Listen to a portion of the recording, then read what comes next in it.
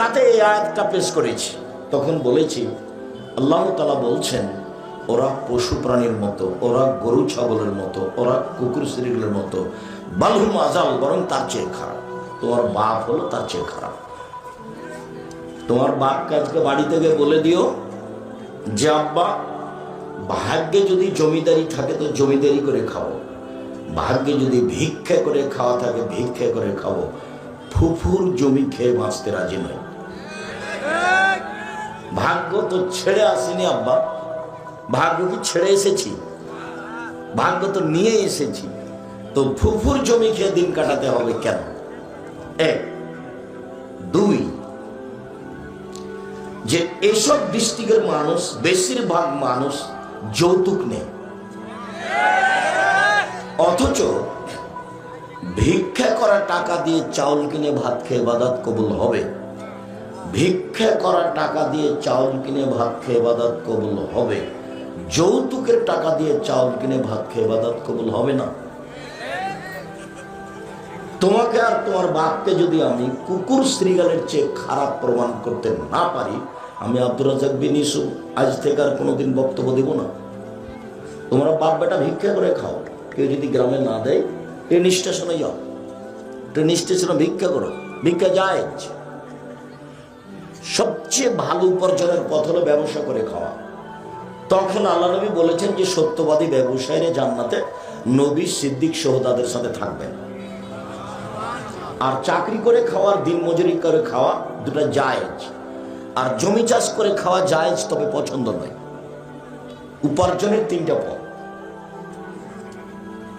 তো যে দিন মজুরি করে খায় তার টাকা শেষ হয় সন্ধ্যায়, আর যে চাকরি করে খায় তার টাকা শেষ হয় সাধারণত 25 তারিখে।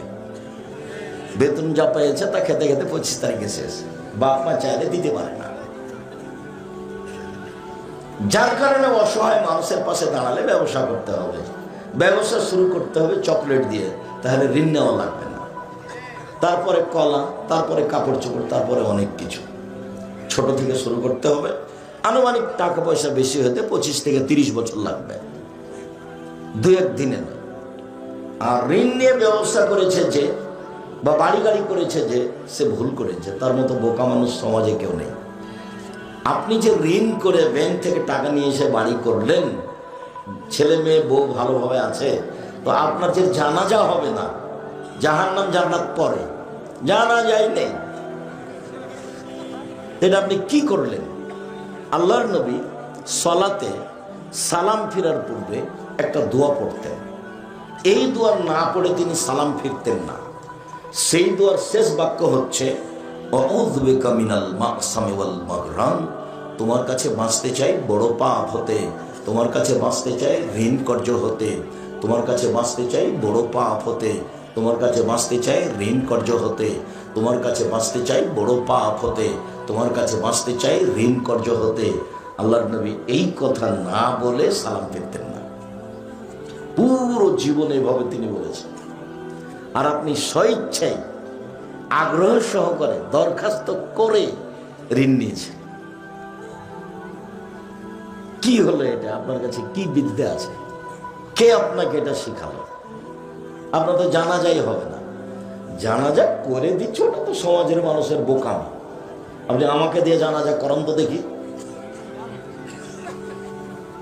আপনার বড় নেতা যদি আমাকে কালকে বলে, আব্দুর রাজ্জাক সাহেব, আপনার প্রতিষ্ঠান চালানোর বাকি জীবন জিম্মেদারি নিলাম, আপনি আমার বাপের জানাজা করিয়ে দিন, সম্ভব নেই। বলে তোমার বাপের, তোমার টাকা পয়সা আমার পয়সা আমি দিব, তোমার বাপের টাকা নিয়ে আমাকে কিছু করতে হবে এই হিসাব আমি করিনি, ওই পাতা আমি পড়ি না। শুনুন,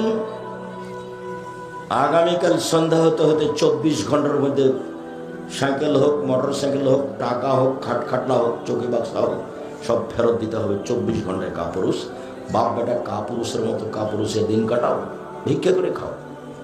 কেউ ভিক্ষা যদি না দেয় ঢাকা চলে যাও, ট্রেন স্টেশনে ভিক্ষা করবে। তোমার বাপের মুখের দিকে দেখো, মুখখান দেখো কালো হয়ে গেছে। টাকা নেবে কেন? যৌতুকের টাকা নেবেন কেন? কাজ করে খেতে পারেন না, কেন টাকা নেবেন? কাজ করে খাবেন। আপনি কাজ করবেন মানুষের বাড়িতে, আপনার ছেলে কাজ করবে। ভিক্ষা করবেন কেন? ভিক্ষা করা যায়, পছন্দ নয়। ভিক্ষা করা জায়েজ, ও পছন্দ কাজ নয়। ব্যবসা করে খাবেন, দিন মজুরি করে খাবেন, সহজ পথ। সারাদিন কাজ করবো, 500 টাকা পাবো, আমি নিজেই ধনী, এ তো 500 টাকা আছে আমার, আমি কাজ করে খেতে পারি, এটা হলো গৌরবের বিষয়। এ হলো 2 নম্বর খারাপ। আর 3 নম্বর, বাচ্চা, ওই যে মধ্যে থেকে যারা একটু হাঁটাহাঁটি করছে, বাচ্চা ছেলে, ওরা তো বুঝতে পারে না, আপনারা একটু কন্ট্রোল করার চেষ্টা করবেন। 3 নম্বর যেটা, সেটা হলো এই যে রংপুর, দিনাজপুর, লালমনিরহাট, নীলফামারী, পঞ্চগড়, ঠাকুরগাঁ, গাইবান্ধা, জয়পুরহাট, এইসব ডিস্ট্রিক্টের বাড়িঘরগুলি প্রায় সাতক্ষীরার মতো। এদিকে একটা ঘর, এদিকে একটা ঘর, মধ্যে গরুর গাড়ির রাস্তা। এটা বাড়ি হলো কি করে? আপনি সালাম দিবেন কোথায়, কিভাবে ঢুকবেন? আপনি গরিব মানুষ, চটছালা দিয়ে চতুর্দিক ঘেরেন, একটা দরজা রাখেন জায়গা, সেখানে আপনি দরজা লাগাতে পারেননি, একটা পর্দা ঝুলিয়ে রাখেন। আপনার স্ত্রী যখন রাতে ঘুমাতে যাবে, তখন এই পর্দার নিচে বিসমিল্লাহ বলে একটা খড়কুটা রেখে দেবে। আল্লাহ নবী বলেছেন, সকাল পর্যন্ত এই দরজা দিয়ে শয়তান ঢুকতে পারবে না, এই ফাঁকা দিয়ে ঢুকতে পারবে না। অথচ ফাঁকা। আমি এই কথা বলিনি, হাদিস বুখারী মুসলিম, এই কথা মুহাম্মদ সাল্লাল্লাহু আলাইহি ওয়াসাল্লাম বলেন। তো এই 3টা মনে রাখবেন।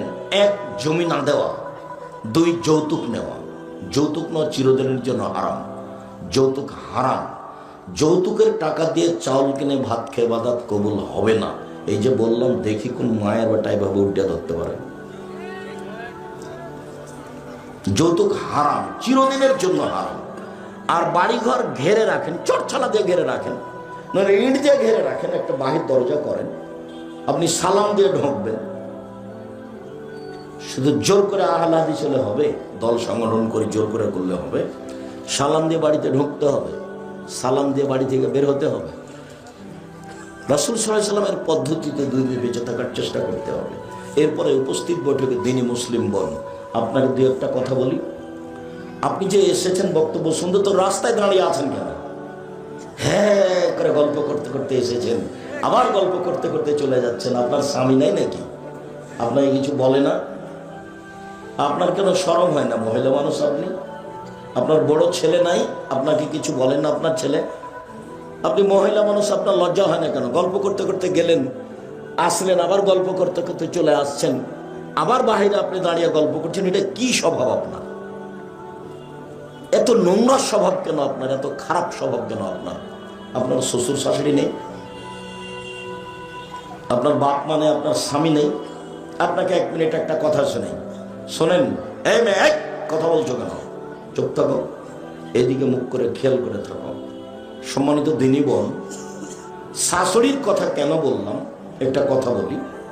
আমার মা আমাদের বাড়িতে নতুন বউ, আমার মা। তা আমার মা লেপা, বুঝেন কি আপনারা? এই যে ঘরটার লেপা। তা আমার মা লিপছে, ঘর লিপতে দিয়েছে আমার দাদি মনে হয়। তো এখন লেপা কাজটা শেষ হয়ে যাবে, তার 2-1 বার হাত ঘুরেলি শেষ হয়ে যাবে, এরকম পর্যায়ে চলে এসেছে। তখন জোহর আজান হয়ে গেছে। তখন আমার দাদি বলছেন, আমার মা নকল করেন এই কথা, তাই আমরা শুনি, করেছেন তাই আমরা শুনি। তো আজান হয়ে গেছে, তখন আমার দাদি বলেছেন যে এই কর, হাত ধুয়েলে নিয়ে সালাত আদায়, নামাজ পড়ে না, তারপরে বাকিটা লিপিস। তো এইটা আমার দাদি বলতেই আমার মা বলেছেন যে আর 2 বার হাত ঘোরালেই তো হয়ে যাবে। আর 2 বার কি করলে? হাত ঘোরালেই তো হয়ে যাবে। এটা করে নিয়ে আমি হাত ধুয়ে নিয়ে সালাত আদায় করবো, নামাজ পড়বো। আমার মা এই কথা বলেছে, বলা শেষই হয়নি, আমার দাদি গিয়ে 2-3 কিল পিঠের উপর, নতুন বউ।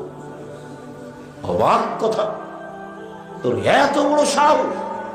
আমি বলছি হাত ধুয়ে নামাজ পড়ে নে, আর তুই আমাকে বলছিস আরো 2-3 বার হাত ঘোরালে হবে? অবাক হয়ে গেলাম, তোর সাহস, আমি অবাক হয়ে গেলাম। এইটা তো করেছে। ওই গ্রামে যে বাড়ি সবচেয়ে ভালোভাবে চলে, সেই বাড়ির এই বয়সের মহিলাকে বলেছে যে আমার বউ, ছোট বউ কথা শোনে না। খালি ঘটনাটা এরকম ছিল। তো ওই জন্য তোমাকে বলছি, তুমি যে মহিলা মানুষ, তুমি গল্প করতে এসেছো, আবার বাহিরে দাঁড়িয়ে গল্প করছো। আসলেই কি তোমার শ্বশুর শাশুড়ি নেই?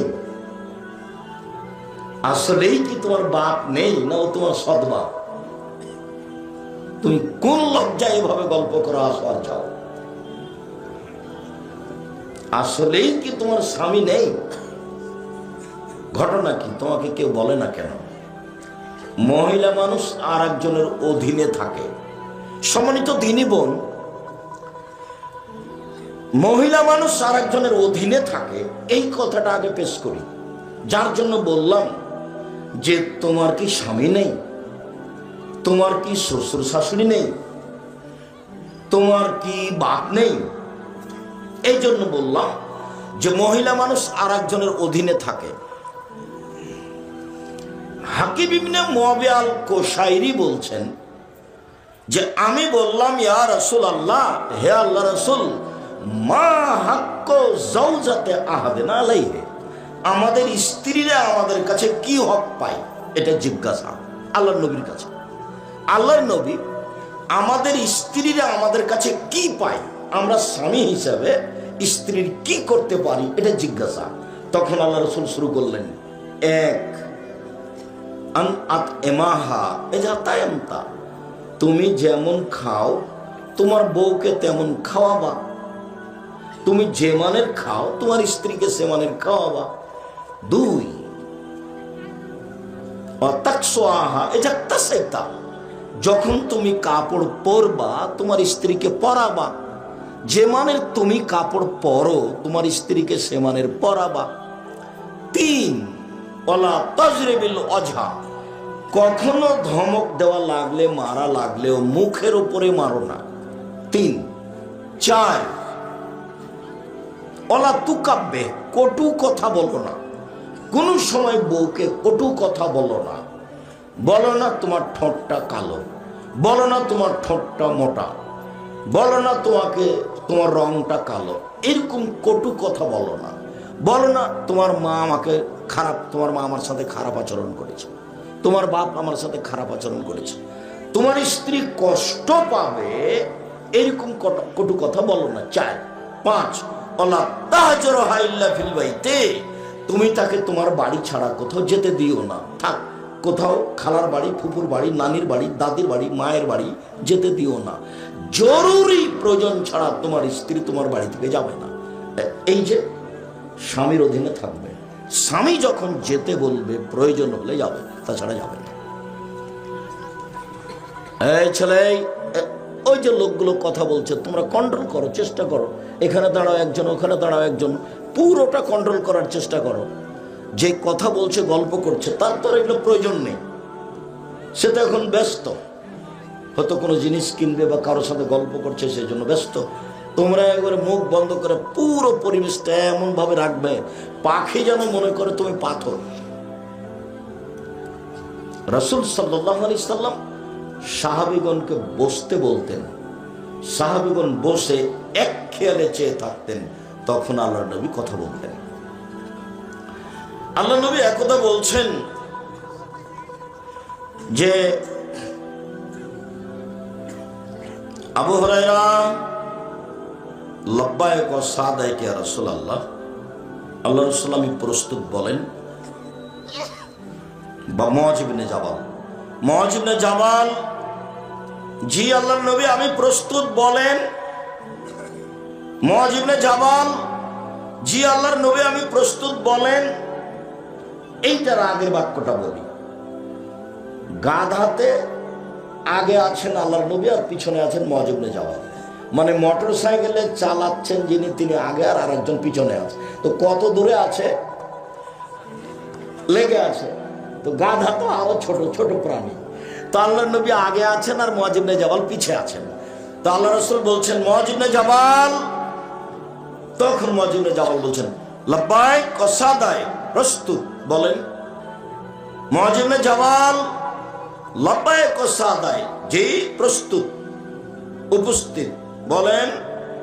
মুআয ইবনে জাবাল, জি প্রস্তুত, উপস্থিত বলেন।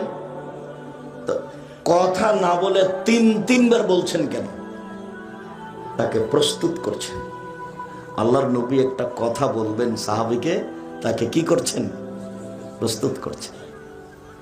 এখন বলছেন, বলতে পারো তুমি?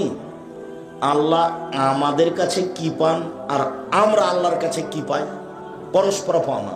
আমারটা দিয়ে দিতে হবে আমাকে, আর ওনারটা তাকে দিয়ে দিতে হবে, এটা পরস্পর পাওনা। এটা কি বলতে পারো? তখন মুয়ায ইবনে জাবাল বলছেন, সেটা তো বলতে পারি না, আল্লাহ এবং আল্লাহ রাসূল ভালো জানেন কি যে তিনি পান আমাদের কাছে আর আমরাই যে কি পাই তার কাছে। তখন বলছেন, শোনো, তিনি আমাদের কাছে যেটা পান সেটা হলো শিরক করা হবে না। আমরা যদি শিরক না করি তাহলে তিনি যেটা পান সেটা কি করলাম, দিয়ে দিলাম, তার হকটা দিয়ে দিলাম। জীবনে এ কথা বলা যাবে না যে গরুকে লাথি মারা যাবে না, এটা বললেই ওটা কেটে গেছে, লা ইলাহা ইল্লাল্লাহ কেটে গেছে। লাথি মারলে বেশি ভালো হবে লাঠি দিয়ে মারার চেয়ে। লাঠি দিয়ে মারলে কম লাগবে আর পায়ে মারলে বেশি লাগবে। তো পায়ে মারতে খারাপ লাগে কেন? গরু হচ্ছে হিন্দুদের দেব দেবতা, একটা আল্লাহ, একটা মাবুদ। ওই ভালোবাসা আমাদের মাথার উপরে চড়ে আসে, যার কারণে আমাদের কেমন কেমন লাগে। রাজশাহী চাঁপাই নবাবগঞ্জে কুলাতে, কুলা বুঝেন আপনারা? তো আপনার মা কুলাতে চাউল ঝাড়ছে, তখন আপনার ছেলেটা লাফ দিয়ে এসে কুলার উপরে চড়ে নিয়েছে। তো আপনার মা বলবেন এই কথা, সরো ভাই, সরো ভাই, একটু কাজ করতে দাও, সরো ভাই। এইটা না বলে চাঁপাই নবাবগঞ্জের ভাষাতে বা আপনার নীলভরের ভাষা যে কি, হট ঘিনঘিরা কোন জায়গায় কুলাতে পা দিতে হয়, সর এখান থেকে সর, কুলাতে পা দিতে হয়। তো কুলাতে পা দিতে হয় এই কথা বলছে কেন? তার মানে এটা শিরক। কুলাতে পা দিতে হয় না এই কথাটাই কি, এই কথাটাই শিরক। তো ওর পাওনা হলো আমার কাছে কি বলেন তো, শিরক না করা। আমার পাওনাটা কি তার কাছে শাস্তি না দেওয়া। উনি আমাকে শাস্তি দিতে পাবেন না, তবে পদ্ধতি হলো তারটা আগে দিতে হবে। বুঝাতে পারিনি? পদ্ধতি হলো যে তার পাওনাটা আগে তাকে দিতে হবে, তখন তিনি আমারটা দিবেন। তারটাকে যদি আমি পূর্ণ না দিই তখন বলবেন, না তুমি আমার সাথে নিয়মখারামি করেছ, তুমি আমারটা দেওনি, তোমার সাথে আর হলো না আমার। তার নাম হলো শিরক। এদেশের মাটিতে, বিশেষ করে রংপুর নীলফামারীতে বেশি শিরক। কথায় কথায় শিরক, কাজে কাজে শিরক। এটা প্রায় চট্টগ্রামের মতো। বিভিন্ন সময়ে যেটা আমি আজ করেছি তাদের প্রায় চট্টগ্রামের মতো। চট্টগ্রাম, বরিশাল, ফরিদপুর মানে শিরক দিয়ে ঢাকা, পীর দিয়ে চলে। অথচ অনেক মানুষ আহলে হাদিস উর্দুশিত এলাকা। দিনী বোন শোনেন, আপনি কিভাবে গল্প করলেন আর হ্যাঁ করে হাসতে হাসতে আসলেন আর গেলেন, চলে গেছেন। আমি তো এসেছি কষ্ট করে, আপনি চলে গেলেন কেন বাড়িতে? আমি তো বসেই আছি, আপনার জন্য তো আমি এসেছি, আপনি বাড়ি গেলেন কেন? এক স্বামী মানে স্ত্রীকে যে মানের খায় সে মানের খাওয়াবে, যে মানের পরে সে মানের পরাবে। দুই, তিন, কটু কথা বলতে পারবেন না, কটু কথা নেই। মারা তো বহুদূরের কথা। তালাক দিবেন কেন? মারবেন কেন? তালাক দিবেন কেন? খালি সামান্য কথাতেই তোকে তালাক দিলাম, তোকে 100 তালাক, তোকে 1000 তালাক, তুই এখনই চলে যাও। দুইজন শয়তানকে বোকা, শয়তানে দুইজনকে বোকা বানাচ্ছে। শয়তান দুইজনকে কি করেছে? বোকা বানিয়েছে। ও তখন বলছে, তুই আমাকে এক্ষুনি তালাক দে, তুই আমাকে এক্ষুনি তালাক দে, তোর থাকবো না বাড়িতে। তখনই বলছে, যা তোকে 1000 দিলাম, তুই যা। মানে দুইজনের রাগে আছে, আর রাগ মানুষকে বোকা বানায়। আর তালাক এমন একটা জিনিস, মজাক করে বললেও তালাক হবে, তৎ করে বললেও তালাক হবে, ভালো অবস্থাতে বললেও তালাক হবে, হাইজ অবস্থাতে বললেও তালাক হবে। কয়েকটা জিনিস আছে, জিদ্দ হন না জিদ্দ না, হাজল হন না জিদ্দন। তৎ করে বললেও চূড়ান্ত, মজাক করে বললেও চূড়ান্ত।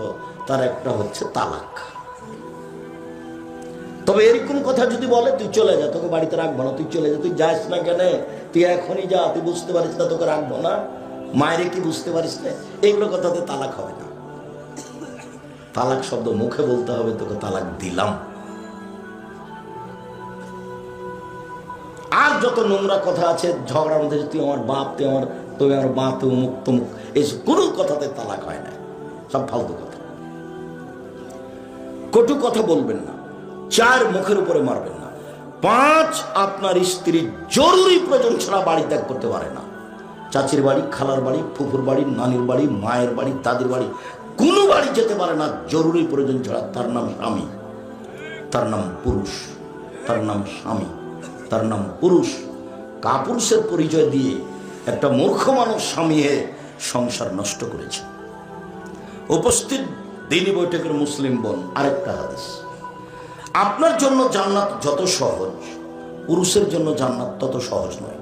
আপনার জন্য সহজ, 4টা কাজ করলে আপনি জান্নাতে যেতে পারবেন। 1, 5 ওয়াক্ত সালাত। 2, 3, স্বামীকে মেনে চলা। 4, জেনায় লিপ্ত না হওয়া। 3, স্বামীকে মেনে চলতে হবে, তিতা লাগলেও মিঠা লাগলেও। আব্দুর রাজ্জাক সাহেব, আপনি তো বলার কাজ বলে দিচ্ছেন, আপনি তো জানেন না আমার স্বামীর মুখ কত খারাপ। আমার স্বামীর মুখের ভাষা একেবারেই খারাপ, আমি তার মুখখানের দিকে তাকাতে পারি না, দেখতে পারো না। ঠিক আছে, আপনার কথা ঠিক, আপনার স্বামী আপনাকে গালি দেয়, এই কথাই ঠিক। আমি আপনাকে বলছি, দেখেন, আমি আপনার দিনী ভাই, আপনার কাছে থেকে বলছি যে আপনি মেনে নেন, এর পরেও মেনে নেন, ভালো হবে। মাস মাস কথা বলছেন না, 1 গ্লাস পানির প্রয়োজন হলে বেটিকে বলেন, খালেদা তোর বাপকে পানি দিয়ে। একটু কিছুর প্রয়োজন হলে বৌমাকে বলেন যে খালেদা তোমার শ্বশুরকে এটা দিয়ে আসো। আর কেউ যখন না থাকে, নিরুপায় হয়ে যখন আপনাকে 1 গ্লাস পানি দেওয়া লাগে, তখন একটা পানি নিয়ে এসে রেখে থ্যাকস করে রেখে চলে যান। এই সংসার চলবে না। আপনার জন্য আল্লাহ নবী অনেক খোলা অনুমতি দিয়েছেন, সহজ আপনার জন্য।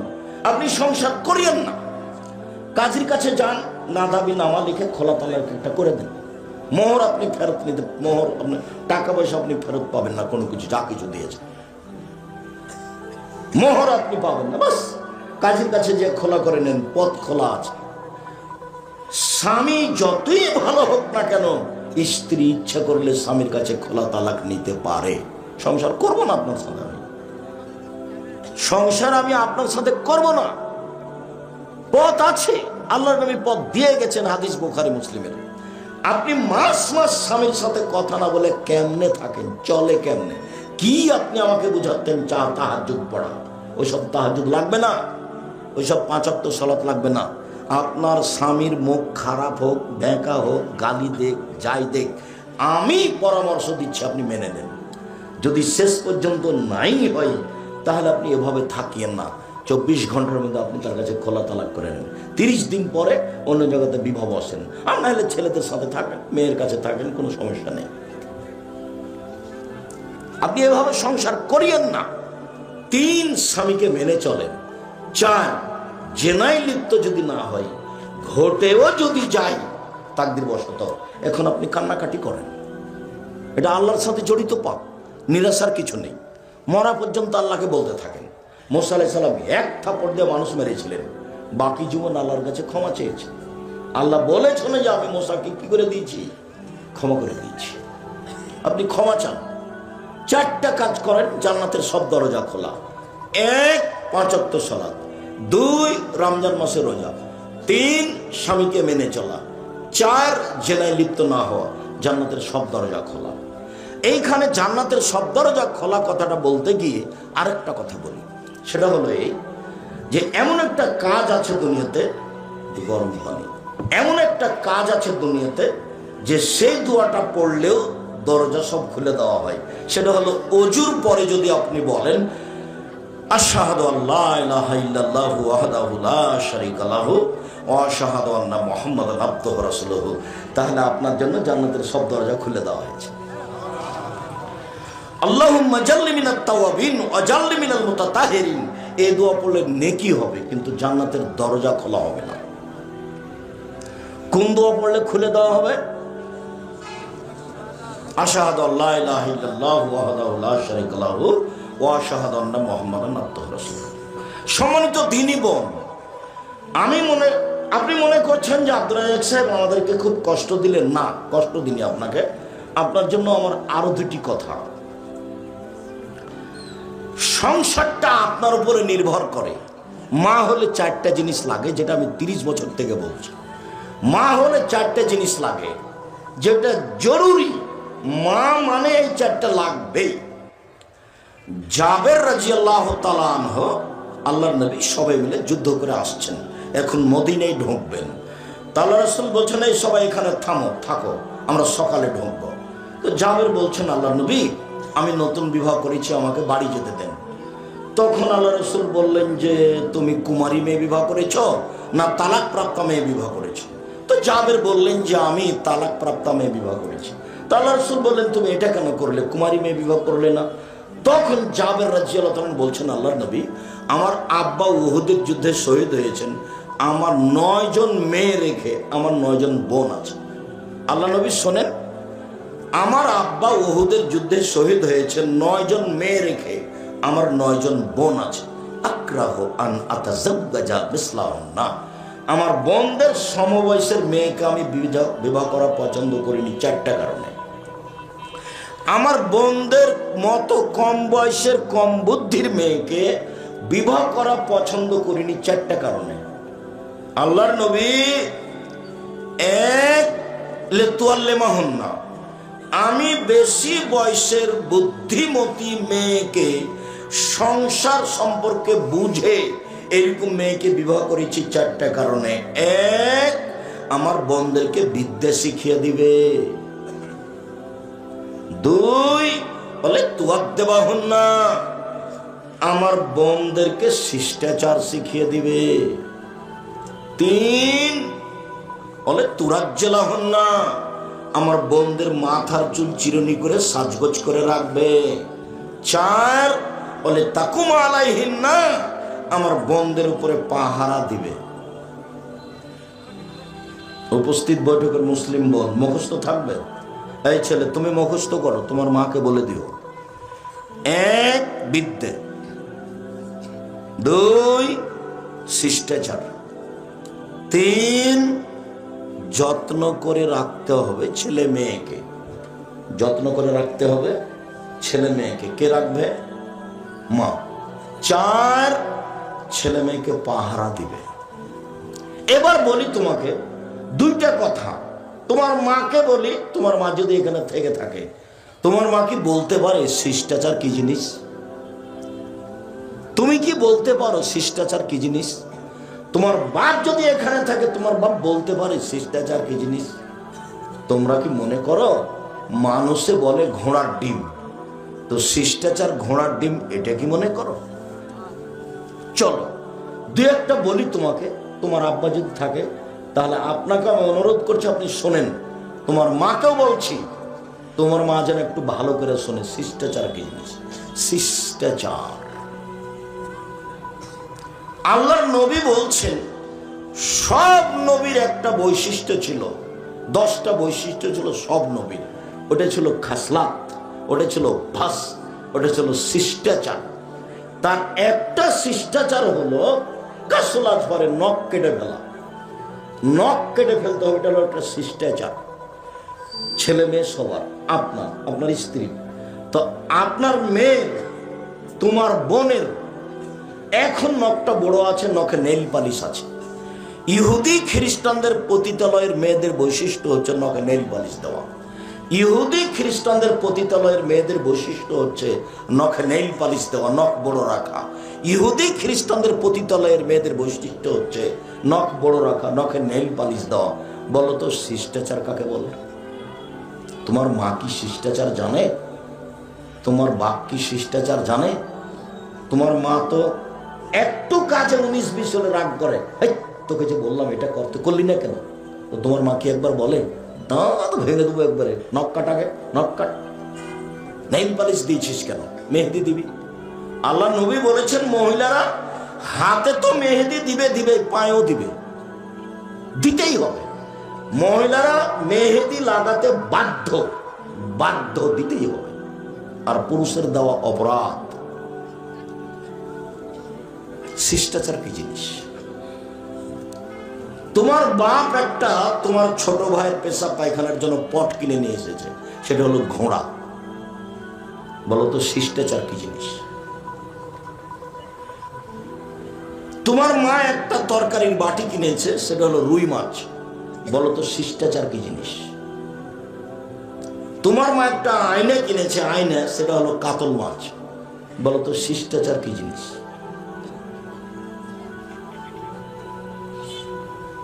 শিষ্টাচার কি জিনিস? তোমার চোখের সামনে তোমার মায়ের সামনে তোমার ছোট ভাই বাম হাতে গিলাস ধরে পানি খাচ্ছে। বলো শিষ্টাচার কি জিনিস? শিষ্টাচার কাকে বলে? ডান পায়ের জুতা আগে পরতে হবে, তার নাম শিষ্টাচার। বাম পায়ের জুতা খোলার সময় আগে খুলতে হবে, তার নাম শিষ্টাচার। মসজিদে ঢুকলে আগে ডান পা ঢোকাতে হবে, তার নাম শিষ্টাচার। পায়খানা, পেশাব পায়খানা গেলে দোয়া পড়ে ঢুকতে হবে, তার নাম শিষ্টাচার। বের হওয়ার সময় দোয়া পড়ে বের হতে হবে, তার নাম শিষ্টাচার। ডান কাতে শুতে হবে দোয়া পড়ে, তার নাম শিষ্টাচার। উঠার সময় এই দোয়া পড়তে হবে, তার নাম শিষ্টাচার। সন্ধ্যার সময় বাচ্চাকে ছাদের উপরে নিয়ে যাওয়া হবে না, তার নাম শিষ্টাচার। উঠানে আগিনাকে দুধের বাচ্চাকে নিয়ে যাওয়া হবে না, নইলে শয়তান ধরবে। রাতে বাচ্চা কান্নাকাটি করবে, চিল্লাচিল্লি করবে, তার নাম শিষ্টাচার। দরজা বন্ধ করার সময় তো তোমার মা বিসমিল্লাহ বলবে, তার নাম শিষ্টাচার। লাইটটা যখন অফ করবে তখন তোমার মা বিসমিল্লাহ বলবে, তার নাম শিষ্টাচার। খাদ্যের পাতিল, তরকার পাতিল, সব পাতিল যখন ঢাকবে তখন তোমার মা বিসমিল্লাহ বলবে, তার নাম শিষ্টাচার। শিষ্টাচার কি জিনিস? শিষ্টাচার কাকে বলে? তোমার বাপ মা কি শিষ্টাচার বুঝে? 14 বার মাস্টার ডিগ্রি পাস করলেও শিষ্টাচার ভিন্ন জিনিস। যে ধর্মে এক গিলাস পানি পান করলে 5টা শিষ্টাচার লাগে, সে ধর্ম পীর দিয়ে চলে? তোমার বাপকে জিজ্ঞাসা করো, আব্বা আপনি যে হেডমাস্টার, আপনি যে আপনার অধীনে যে এই যে স্কুলে আপনার শহীদ মিনার তৈরি করেছেন, আব্বা এটা দিয়ে যারা মারা গেছে ওদের কি হতে পারে? দেখি তোমার আব্বা কি বলে, বলেন তো আব্বা এটা দিয়ে কি হতে পারে? বলছে যে কবরে ফুল চাপিয়ে কবরকে সিক্ত করলো, আর চাপায় না মজার ভাষাতে কবরে ওকে ময়ের লেথড়ি একাকার করে দিল, সেটা আর কেউ বুঝে না। বলছে উপর থেকে সিক্ত করলো। মানে 14 গোষ্ঠী সব মূর্খ, আন্ধা পড়াতায়। 71 সাল থেকে নিয়ে এখন পর্যন্ত এসে কোন শিক্ষিত মানুষ শিক্ষামন্ত্রী হয়েছে আমার জানা নাই। আমি ঠাকুরের কি নিন্দা করলাম যে সিলেটে যে 5,000 কোটি টাকার মামলা হলো, আমি ঠাকুরের মান সম্মানের হানি করেছি। অবাক কথা, ঠাকুর বলছে ও কালিমা তোমার আকাশ, ও কালিমা তোমার বাতাস। তখন আমি বলেছি তোর বাপের আকাশ। আমি তো আর কালিমার আকাশ এটা মেনে নিতে পারি না। সবাই দেশবাসী মেনে নিতে পারে? সারা পুরো বাংলাদেশে একজন মহিলা পুরুষ যদি কেউ না থাকে, আমি আব্দুর রাজ্জাক বিন ইউসুফ আছি। এই স্লোগান ঠাকুরের আমি মানি না। ঠাকুর যতবার বলেছে ও কালিমা তোমার আকাশ, ওমা তোমার আকাশ তোমার বাতাস, ততবার ঠাকুর বলছে ও কালিমা তোমার আকাশ, ও কালিমা তোমার বাতাস। এটা আমি মেনে নিতে পারি না, এটা অসম্ভব হতে পারে না। আল্লাহ নবী আফসোস করে বলেছেন পৃথিবীর মানুষ শুনে রেখো। আল্লাহ নবী দুঃখ করে বলেছেন পৃথিবীর মানুষ শুনে রেখো, আমার উম্মত ইহুদি খ্রিস্টানদের সাথে মিশে যাবে। ডান হাতের বিঘত যেমন বাম হাতের সমান সমান সমান মিশে যাবে। পৃথিবীর মানুষ শুনে রেখো, আমার উম্মত ইহুদি খ্রিস্টানদের সাথে মিশে যাবে। চাল চলনে, কৃষ্টি কালচারে, পোশাক আশাকে, নিয়ম কানুনে, খাতা কলমে, স্কুল কলেজে, চলাফেরাতে, গাড়ি ছাকড়াতে, রাস্তাঘাটে, সব কিছুতে মিলে যাবে তাদের সাথে। ডান পায়ের জুতা যেমন বাম পায়ের সমান সমান সমান মিলে যাবে। এইভাবে বলতে বলতে ভাষাগত নিচে নামতে লাগলেন। নিচে নামতে নামতে বলছেন পৃথিবীর মানুষ শুনে রেখো, ইহুদি খ্রিস্টান যদি মায়ের সাথে জেনা করে থাকে, আমার উম্মত মায়ের সাথেও জেনা করবে। বলো দেখি, তোমার মা যেখানে বসে আছে তোমার বোনও সেখানে আছে, স্কিন পায়জামা পরে আছে এখন। বলে এটা কার? তুমি এখন মাথা থেকে কাপড় সরাও, তোমার মাথার চুল ওপরে আছে, নিচের দিক চাঁচা আছে। বলো এটা কার? তোমার গায়ে একটা গেঞ্জি আছে, পিছনে 10 লেখা আছে, বিশাল 10, যাকে দেখতে দেখতে না আমার শেষে কার্টুন আছে। বলো দেখি এটা কি? কার্টুন তোমাদের কোনো প্রতিক্রিয়া করে না। তোমার বাপ তোমার ছোট বোনের জন্য পুতুল কিনে নিয়ে এসে ঘর ভর্তি করে রেখেছে। তোমার বাপকে আর তোমার মাকে আমি আব্দুর রাজ্জাক বিন ইউসুফ যদি মূর্খ প্রমাণ করতে না পারি, জাতির সামনে বক্তব্য দেব না। তোমার বাপকে আজকেই সিদ্ধান্ত পরিবর্তন করতে হবে। বুকে হাত বেঁধে আহলে হাদিস হওয়া যায় না। 24 ঘন্টার মধ্যে যৌতুক ফেরত দিতে হবে, তার নাম আহলে হাদিস। সন্ধ্যা হতে হতে বন কেটে জমি ভাগ করে দিতে হবে, তার নাম আহলে হাদিস। বাড়িতে যত ছবি মূর্তি আছে, সেটা আয়না হোক, সেটা পুতুল হোক, সেটা স্বর্ণের হোক, যদি যত বেশি দামি হবে তত একবার মনটা মেজাজটা খারাপ করে ভাঙতে হবে, তার নাম আহলে হাদিস। অ্যালবামের ছবি মূর্তি তোমার দাদির আছে, তোমার বাপ অশিক্ষিত মানুষ, তোমার দাদির ছবি সুন্দর করে সাজিয়েছে, তোমার বাপ কুশিক্ষিত মানুষ। তোমার বাপের উচিত ছিল দাদিকে কবর দিয়ে এসে পাসপোর্ট সাইজের তোমার দাদির যে ছবিটা ছিল ওটাকে ছিঁড়ে ফেলে দিয়ে সবাই যখন চলে গেছে তখন কবরের পাশে গিয়ে হাত তুলে বলতো, তোমার আব্বা আব্বা আল্লাহ আমার মাকে ক্ষমা করে দেয়। আমার মা মানুষ, কোনো দোষ ত্রুটি থাকতেই পারে, ভুল ত্রুটি থাকতেই পারে, আমি তার ছেলে হিসাবে বলছি, আল্লাহ তুমি আমার মাকে ক্ষমা করো। কিছুই যদি তোমার বাপ না জানে, এই কথাটাই যদি অন্তর থেকে মন খুলে কাঁদতে কাঁদতে বলে, আল্লাহ মাফ করবেন ইনশাআল্লাহ। আর একটা পথ আছে তোমার আব্বার জন্য, সেটা হলো তোমার আব্বা যেটুকু পারবে সেটুকু দান করবে। একটা লোক বলছে আল্লাহ নবীকে, আল্লাহ নবী আমার আব্বা মারা গেছেন, টাকা পয়সা রেখে গেছেন, তিনি কোনো উপদেশ দিয়ে যাননি, আমি যদি আমার আব্বার নামে দান করি, হালি কফের আনহ সেয়াত, তাহলে এ দান কি আমার বাপের পাপকে মিটিয়ে দিবে? তাহলে না। হ্যাঁ, হাদিস তো বুখারী মুসলিম। ছেলেটা এসে বলেনি যে আমার আব্বার ছোট পাপ বড় পাপ, এ কথা বলেননি, বলেছেন যে আমার আব্বার পাপ কি মিটবে আমি যদি দান করি? তখন আল্লাহ রাসূল বলেন, হ্যাঁ, তার মানে দান করলে তোমার আব্বার, তোমার দাদির, তোমার আব্বা যদি দান করে তাহলে তোমার দাদির বড় পাপও মিটে যাবে, ছোট পাপও মিটে যাবে। তাহলে তোমার দাদির জন্য তোমার হুঁশিয়ার বাপের দুইটা কাজ কি বলতো? এক, মুখে দোয়া, দুই, দান। এছাড়া তৃতীয় কোনো পথ নাই যে পথে তোমার আব্বা তোমার দাদির উপকার করতে পারে। বলো, তোমার আব্বা তোমার দাদির ছবিকে সুন্দর করে সাজিয়ে কি দেখাতে চাইছে, কি বুঝাতে চায়? তোমার আব্বা তোমার দাদিকে শ্রদ্ধা দেখাতে চাই, ভালো হিসাব তোবা করে আসতে হবে তোমার বাপকে এই পথ থেকে। এইটা দিয়ে তোমার দাদির সম্মান করা হয়নি, তোমার দাদিকে অপমান করা হয়েছে। কোন সাহসে তোমার বাপ তোমার দাদির ছবি ভাবে সাজিয়ে বাড়িতে ঝুলিয়ে রাখলো? তোমার বাপ শিক্ষিত মানুষ নয়। তোমার আব্বাকে আমি কষ্ট দিতে আসিনি, তোমার আব্বাকে আমি নগদ কথা বলতে এসেছি। চলেন এবার সলাতে চলে যাই, দ্রুত শেষ করব ইনশাআল্লাহ। এক খেয়ালে চেয়ে থাকবেন, 19 বিষয় নাই যেন।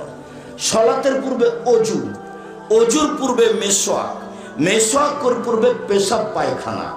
পেশাব পায়খানার ব্যাপারে আনাস রাদিয়াল্লাহু তাআলা আনহু বলেন, আল্লাহর নবী পেশাব পায়খানা থেকে পবিত্রতা অর্জন করতেন পানি দিয়ে, বসতেন তখন বলতেন, আল্লাহুম্মা ইন্নী আউযু বিকা মিনাল খুবুসি ওয়াল খাবায়েস। অন্য হাদিসে এসেছে, হাজিহি মুজারাতুন লিশ-শায়তান, টয়লেট হলো শয়তান থাকার জায়গা।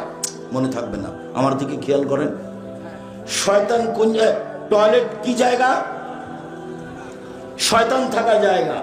সব শয়তান ওই টয়লেটে, পেশাবখানায়, পায়খানায় ঘরে বসে থাকে। আল্লাহ রাসূল বলছেন যে টয়লেট হলো, শৌচাগার হলো, ওয়াশরুম হলো শয়তান থাকার জায়গা। অতএব যে যাবে সে যেন প্রথমে এই কথা বলে, বিসমিল্লাহ আল্লাহুম্মা ইন্নী আউযু বিকা মিনাল খুবুসি ওয়াল খাবায়েস। আল্লাহর নামে পেশাব পায়খানায় যাচ্ছি, আল্লাহ আমি তোমার কাছে আশ্রয় চাচ্ছি অপবিত্র জিন এবং অপবিত্র জিন্নি হতে। বিসমিল্লাহ ছাড়া যদি এই দোয়া পড়ে, শয়তান লজ্জা স্থান দেখতে পাবে, ক্ষতি করতে পারবে না।